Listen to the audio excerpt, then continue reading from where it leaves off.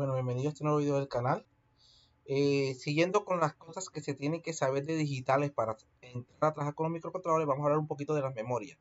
Es importante saber de la memoria porque un micro tiene una memoria donde se va a guardar el programa y también tiene una memoria que está usando cuando se está ejecutando el programa. Las memorias se dividen en dos grandes bloques que son la memoria RAM y la memoria ROM. La memoria RAM quiere decir memoria de acceso aleatorio y la memoria ROM es memoria de solo lectura. Vamos centrando un poquito en las diferencias de uno y otro. Antes de mirar esto, ¿qué es una memoria? Una memoria es un dispositivo en el cual yo puedo guardar una información. Por lo menos, ella tiene una dirección 0, 1, 2, la dirección de la memoria, como si fueran casillas, y yo ahí puedo guardar en cada dirección el número que yo quiero. La RAM, que quiere decir que es aleatorio, quiere decir que si yo lo quiero guardar en la casilla 5, guardo, en la casilla 7, guardo. Eso es lo que quiere decir que sea acceso aleatorio, que no tengo que empezar a guardar o leer uno por uno para guardar lo que quiero. Bien, eso por ese lado. Lo otro importante es la RAM, lo importante es la velocidad y lo negativo es que es volátil.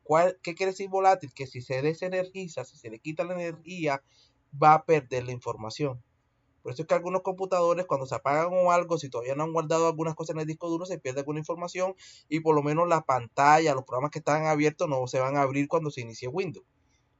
La RAM realmente la evolución más característica es mejorar la velocidad DR1, DR2, DR3, DR4 en cuanto a RAM dinámica se refiere. Y recuerdo a la ROM, vamos a mirar qué pasa a la ROM. La ROM sí ha evolucionado mucho más. No es volátil, o sea que si yo la desenergizo no pierde la información y es un poco más lenta. Es bastante lenta la ROM sola. Ojo, ROM con M, no con N.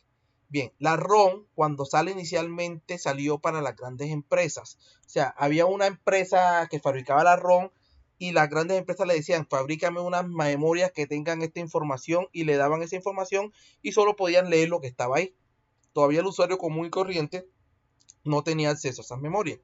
Luego esta sí ha tenido más evolución, evolucionó a lo que es la PROM, que era una ROM programable, ya era una ROM como los CD vírgenes, por decirlo así, los CD en blanco, era una ROM que ya las empresas la vendían en blanco, vírgenes por así decirlo, a un usuario, cualquier usuario podía comprarla y el usuario tenía el gusto de quitarle esa virginidad a la memoria, pero una vez que ya la programaba, ya solo podía leerla, no podía hacer más nada. ¿Listo? Hasta este momento todavía no era posible de volver a programar nada. O sea, era imposible tener un microcontrolador. Porque un micro tiene que tener una memoria de programa que yo le guarde el programa y si yo lo desenergizo no se pierda. Y que si quiero cambiarle otro programa, puede hacerlo. Entonces aquí podría tener un micro que tenía un solo programa y ya no podía cambiarle el programa. Cuando ya pasa la EEPROM, ya es una ROM programable y se podía borrar pero con rayos ultravioleta. Era una casilla donde uno metía y lo podía borrar. Una anécdota, cuando yo empecé a hacer mi tesis de grado, utilizamos micros, los primeros micros salieron en EPROM, uno los programaba y lo borraba con ese. Ese programador era carísimo, antes de programar el programador, uno que estudió con dificultad, ponía a veces ese chi arriba del techo de mi casa a que se borrara y duraba 2 o 3 días y se borraba. Bueno, así empezaron los primeros microcontroladores ya al usuario normal que lo podía programar, que lo podía hacer con esa tecnología de ultravioleta. Esos chips, los más viejitos, nos podemos dar cuenta, tienen en la mitad, tenían una ventana de vidrio donde se podía ver el chip y esta ventana normalmente se tapaba con aluminio para que no se fuera a dañar el chip porque los rayos ultravioleta lo podían borrar. Luego vino la EEPROM. La EEPROM ya es una memoria que se podía borrar y leer eléctricamente, no necesitaba nada de ultravioleta. Y este fue el boom. Aquí empiezan a salir las primeras cámaras digitales que tomaban fotos, podían guardar fotos, las primeras memorias SD lentas, por así decirlo, porque no podían guardar video o reproducir video rápido. O sea, aquí empiezan a salir, ojo, la lentitud de la ROM se debe más es en la escritura que en la lectura. Las lecturas sí son rápidas, es la escritura la que se demora. Entonces ya aquí empiezan a salir los primeros dispositivos, por decirlo así, USB, las primeras cámaras de video y los primeros microcontroles que se borraban y se ponían.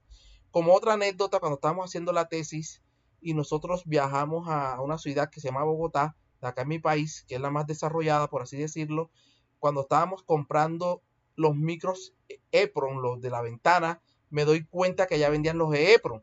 Entonces yo le dije a mi compañero que lo compráramos y ellos me dicen, no, ¿para qué? Si no tenemos el programador costaba casi, por decirle algo, bueno, en pesos colombianos costaba como 900.000 pesos, eso viene siendo como unos 200 y pico de dólares. Era algo costoso en ese entonces, estoy hablando de 20 años atrás.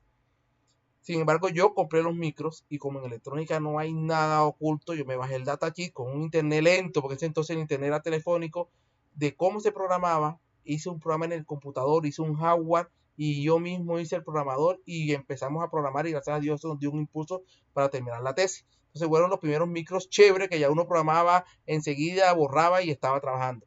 Y ya después salió la Flash ePro, que es lo mismo pero mucho más rápido. Aunque sea rápido, no es tan rápido como una memoria RAM. Ya es la memoria que tienen los micros actuales, es mucho más veloz. Y ya hablando de, ya ahí salen las cámaras de video, los primeros discos duros de estado sólido, etcétera, etcétera.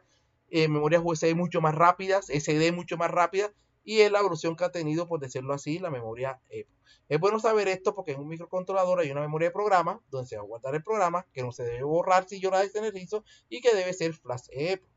Y la memoria RAM la vamos a ver más adelante en el micro, que es donde están las variables que yo trabajo. Cuando estoy multiplicando, sumando, guardando temperatura para hacer un proceso rápido, se hace en la memoria RAM.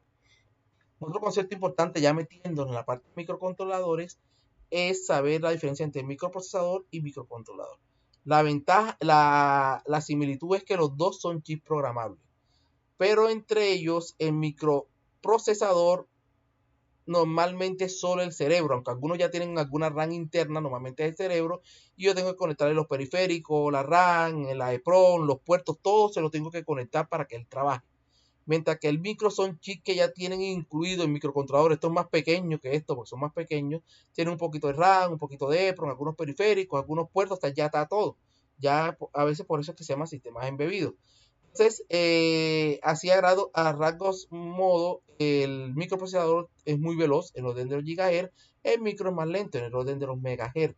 Sin embargo, un megahertz, por decir un ejemplo, que realmente supera un megahertz es que hace 1 millón de instrucciones en un segundo. Eso es rápido para muchas cosas.